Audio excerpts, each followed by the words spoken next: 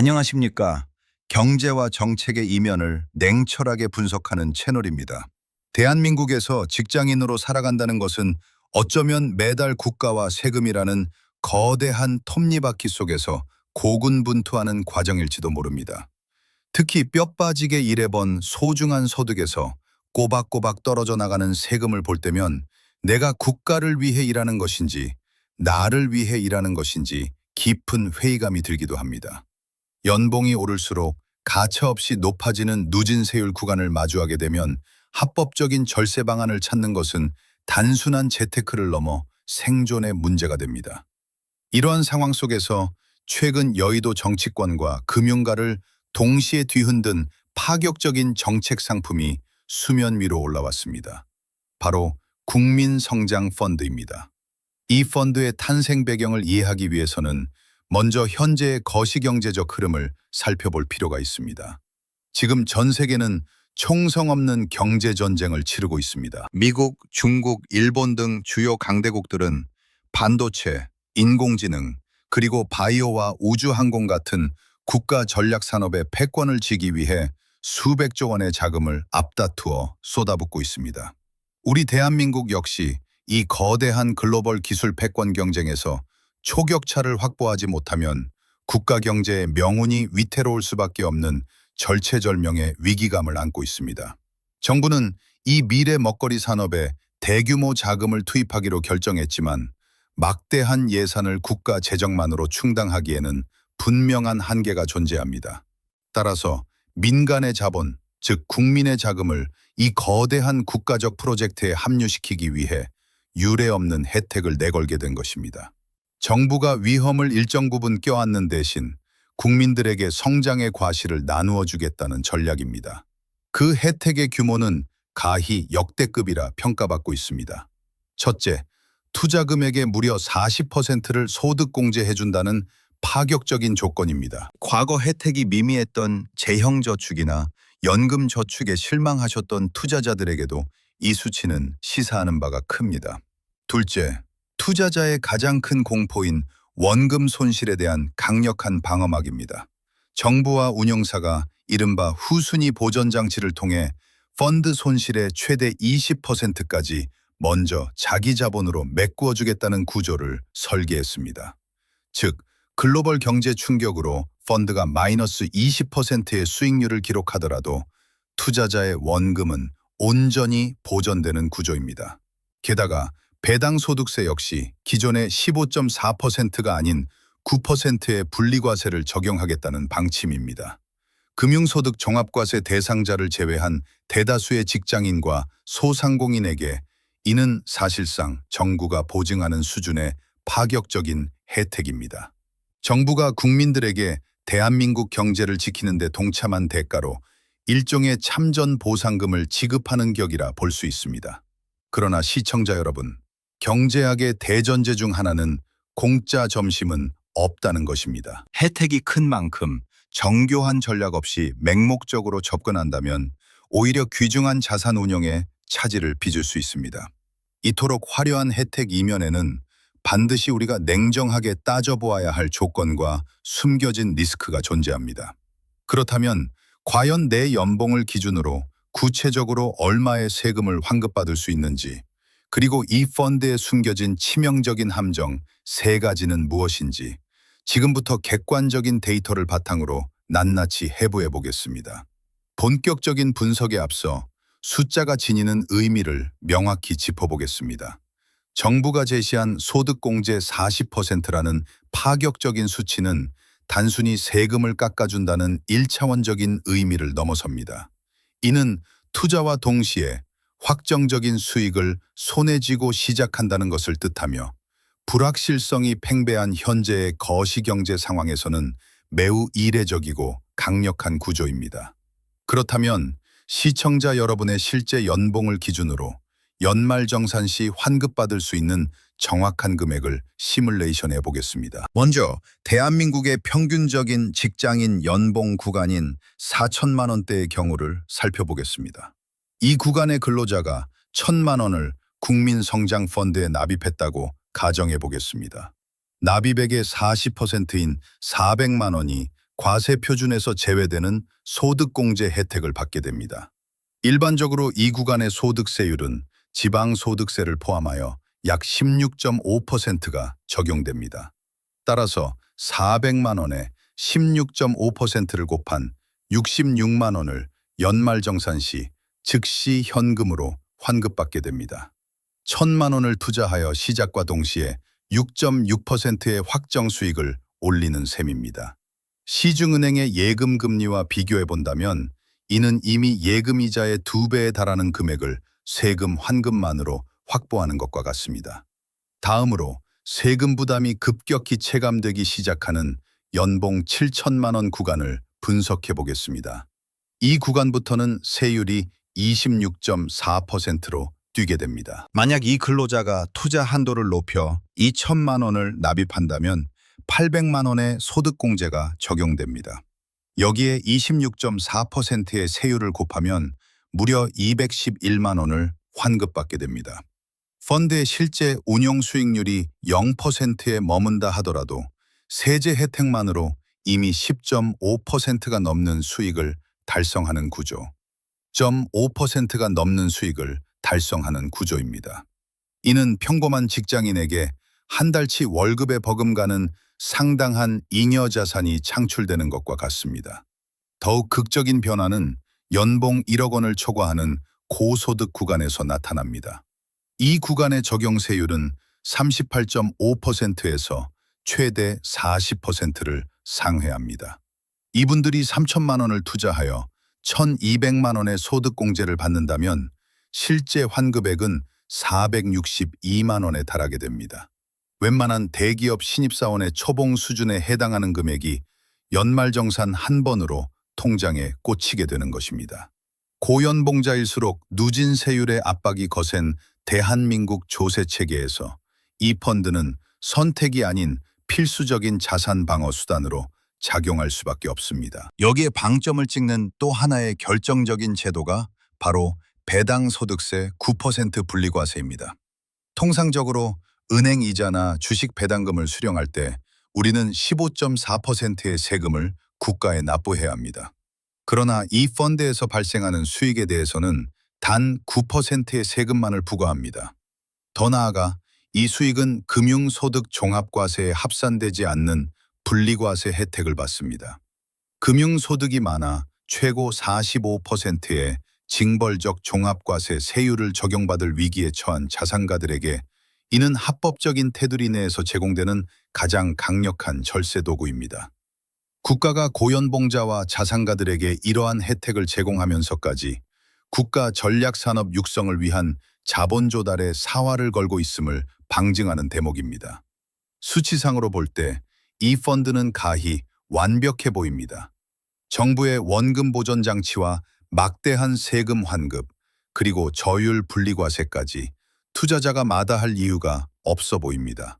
하지만 앞서 말씀드렸듯 국가는 맹목적인 시혜를 베풀지 않습니다. 이 거대한 혜택의 이면에는 투자자의 자금을 장기간 묶어두려는 국가의 전략적 의도가 숨어 있으며 그 과정에서 우리가 간과하기 쉬운 치명적인 함정들이 도사리고 있습니다. 이어지는 순서에서는 경제 전문가들이 입을 모아 경고하는 이 펀드의 3가지 진짜 리스크에 대해 심층적으로 해부해 보겠습니다. 시청자 여러분, 세상에 완벽하고 안전하기만 한 금융상품은 존재하지 않습니다. 앞서 살펴본 바와 같이 국민성장펀드는 파격적인 세제 혜택과 일부 원금 보전 장치를 갖추고 있지만 여의도 금융가와 경제 전문가들은 이 상품의 이면에 자리한 3가지 치명적인 함정을 반드시 경고하고 있습니다. 이 함정들을 간과한다면 절세를 위해 투입한 자금이 오히려 가계 경제에 발목을 잡는 세금 폭탄으로 돌아올 수 있습니다. 첫 번째 함정은 바로 유동성 제약, 즉 중도 해지의 무거움입니다. 정부가 이토록 막대한 조세 지출을 감수하면서까지 펀드를 조성하는 이유는 명확합니다. 단기 시세 차익을 노리는 자본이 아니라 반도체와 인공지능 같은 국가 전략 산업의 슈퍼사이클을 뒷받침할 장기적이고 안정적인 자본이 필요하기 때문입니다. 따라서 이 펀드는 최소 3년이라는 엄격한 의무 가입 기간을 명시하고 있습니다. 만약 가계에 갑작스러운 목돈이 필요해져 3년을 채우지 못하고 펀드를 중도 해지할 경우 상황은 매우 심각해집니다. 그동안 연말정산을 통해 환급받았던 소득공제 혜택을 전액 토해내야 하는 것은 물론이고 무거운 가산세까지 추가로 부과될 수 있습니다. 이는 사실상 국가와의 장기 자본 공급 계약을 파기한 데 따른 엄중한 페널티입니다. 따라서 자산관리 전문가들은 한 번에 거액을 거치식으로 묶어두기보다는 매달 일정 금액을 분산하여 납입하거나 예비자금을 철저히 분리하는 유동성 방어 전략을 필수적으로 권고하고 있습니다. 두 번째 함정은 원금 보전의 착시 현상과 자산운용사의 실력 격차입니다. 정보와 운용사가 20%까지 손실을 먼저 방어해준다는 이른바 후순위 보전 장치는 분명 투자자의 심리적 장벽을 낮추는 매력적인 요소입니다. 하지만 이를 냉정하게 뒤집어 생각해보면 글로벌 빅테크 시장의 침체나 반도체 업황의 거품 붕괴 등으로 인해 펀드 수익률이 마이너스 20%를 초과하여 급락할 경우 그때부터는 투자자의 원금 손실이 본격적으로 시작된다는 뜻입니다. 최근 글로벌 금융시장의 변동성을 감안할 때 첨단 기술 섹터에서 20% 이상의 변동성은 언제든 발생할 수 있는 시나리오입니다. 향후 시중은행과 증권사들이 앞다투어 관련 상품을 쏟아낼 때 단지 정부 주도 펀드라는 간판만 믿고 묻지마 가입을 해서는 안 되는 이유가 여기에 있습니다.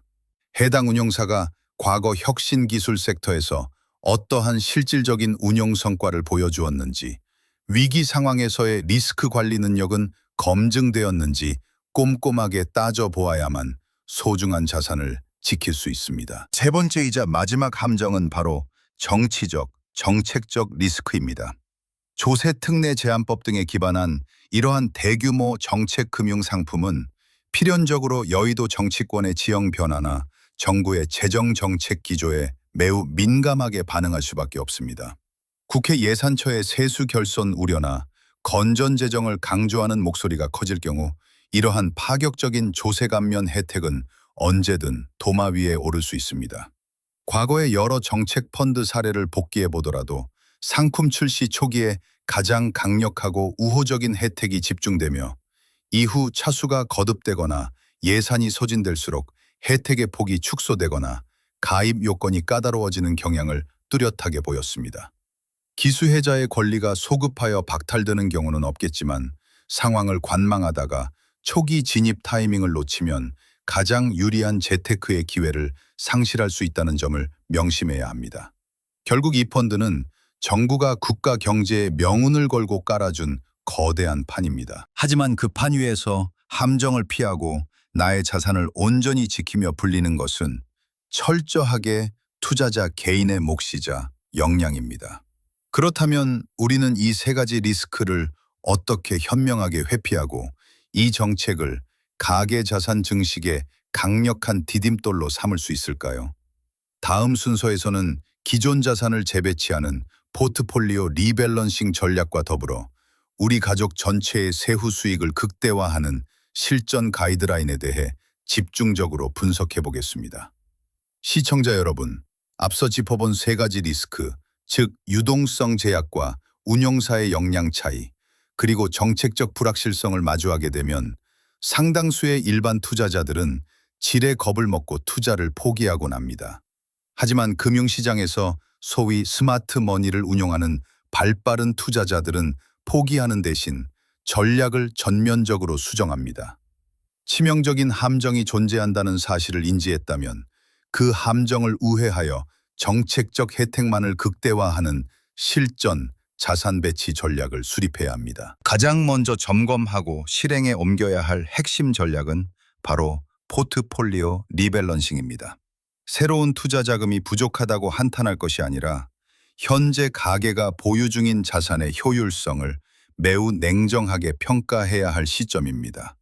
오랜 기간 수익률이 지지부진하여 방치된 일반 펀드나 실질 물가 상승률조차 방어하지 못하는 저금리 예적금을 과감히 구조조정하여 이 정책 펀드로 자금을 이동시키는 결단이 요구됩니다.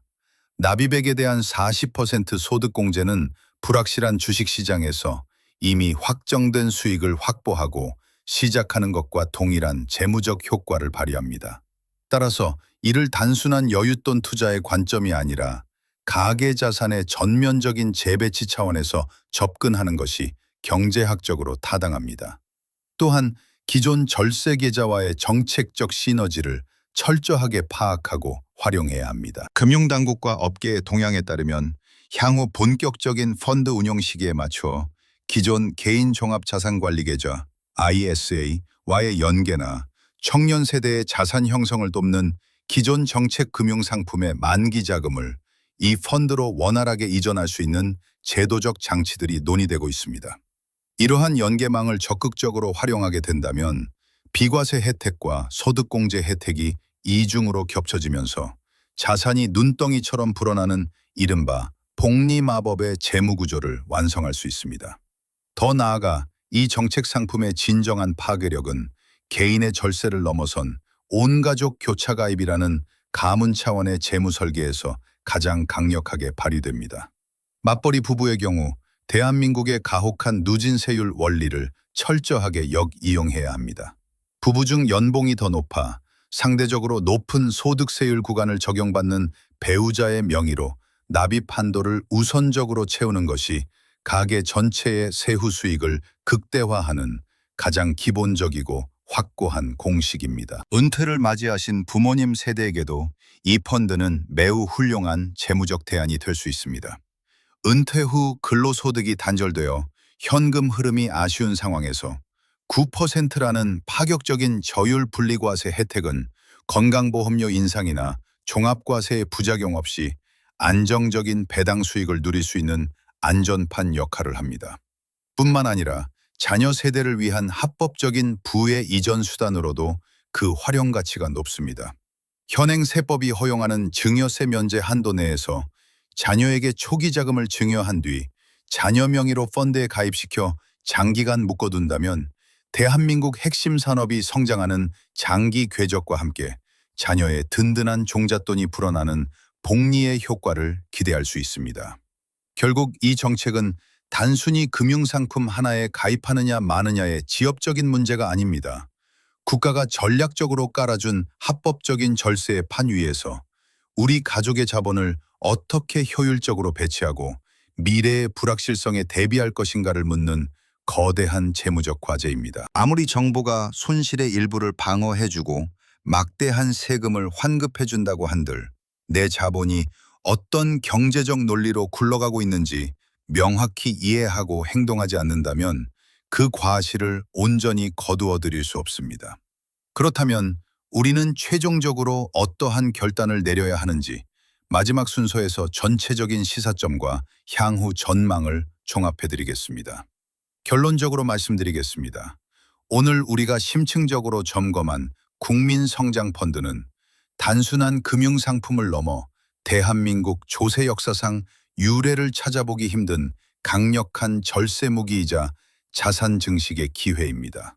소득공제 40%와 배당소득세 9% 분리과세, 그리고 20%의 손실방어라는 이면에는 최소 3년의 자금 묶임과 운용사의 역량이라는 엄연한 허들이 존재합니다. 그러나 앞서 제시해드린 포트폴리오 리밸런싱과 온가족 교차가입 전략을 철저히 실행에 옮긴다면 이러한 허들은 충분히 뛰어넘을 수 있는 계산된 리스크에 불과합니다. 우리는 이 펀드의 본질적인 목적을 다시 한번 상기해야 합니다. 여러분이 납입하는 이 자금은 단순히 은행 계좌의 숫자를 불리는 데 그치지 않습니다. 이 거대한 자본은 대한민국 경제의 명운을 쥐고 있는 차세대 반도체, 인공지능, 그리고 우주항공과 같은 국가 첨단 전략 산업의 핏줄로 수혈됩니다. 현재 글로벌 시장은 자국의 첨단 기술을 보호하고 경쟁 국가를 도태시키기 위해 막대한 보조금과 관세 장벽을 쌓아 올리는 무한 경쟁, 즉 쩐의 전쟁에 돌입해 있습니다. 정부가 국민에게 이토록 파격적인 세제 혜택을 제공하면서까지 민간 자본을 끌어모으려는 이유는 명백합니다. 글로벌 기술 패권 경쟁에서 자본의 열세로 인해 도태된다면 국가 경제 전반의 존립이 위태로워질 수밖에 없다는 절박한 현실 인식 때문입니다. 따라서 이 펀드에 투자한다는 것은 대한민국의 미래 핵심 산업을 육성하는 거대한 국가적 프로젝트에 동참함과 동시에 그 성장의 과실을 가장 효율적이고 합법적인 테두리 안에서 나누어 갖는 윈윈 전략이라 평가할 수 있습니다. 금융권 전문가들은 항상 다음과 같이 입을 모아 강조합니다. 자본주의라는 냉혹한 생태계에서 자산을 성공적으로 구축한 이들과 평범한 사람들을 가르는 가장 결정적인 차이는 정보의 단순한 습득이 아니라 그 정보를 바탕으로 실행에 옮기는 결단력과 행동의 속도에 있다고 말입니다. 누군가는 정책의 변동성이나 3년이라는 의무 유지 기간의 압박 때문에 주저하며 매년 연말정산 시기마다 과도한 세금 부담을 그저 감내할 것입니다. 하지만 거시적인 흐름을 읽어내는 투자자는 다릅니다. 이들은 지금 이 순간 자신의 소득 구간과 세금 명세서를 냉철하게 분석하고 기존에 방치되어 있던 포트폴리오를 과감히 해체하여 국가가 제도적으로 마련해준 가장 유리한 판 위로 자본을 이동시킬 만반의 준비를 갖출 것입니다. 정부의 정책 방향에 나의 자산을 전략적으로 편승시키는 것, 이것이야말로 변동성과 불확실성의 시대에 소중한 가계자산을 굳건히 지키고 불려나가는 가장 스마트한 재무 설계입니다. 시청자 여러분, 다가오는 펀드 출시 시점에 맞춰 이 한정된 혜택의 문이 열리는 그 순간 가장 먼저 기회를 선점하시기를 강력히 권고드립니다.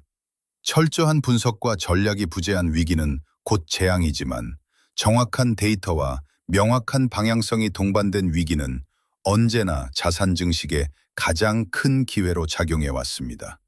오늘 전해드린 심층 분석이 시청자 여러분의 냉철한 투자 판단과 성공적인 자산 관리에 흔들리지 않는 든든한 나침반이 되기를 진심으로 바랍니다. 앞으로도 저희 채널은 여의도 정치권과 금융시장의 복잡한 정책 이면을 가장 객관적이고 예리한 시선으로 해부하여 시청자 여러분의 실질적인 생존과 자산 증식에 도움이 되는 정보만을 엄선하여 전달해 드리겠습니다. 오늘 분석이 여러분의 통찰력을 넓히는 데 유익하셨다면 영상 아래의 구독과 좋아요 그리고 알림 설정까지 부탁드립니다. 여러분의 따뜻한 성원과 관심이 더 깊이 있고 냉철한 경제 분석 콘텐츠를 제작하는 가장 큰 원동력이 됩니다. 지금까지 긴 시간 집중해서 시청해 주셔서 대단히 감사합니다.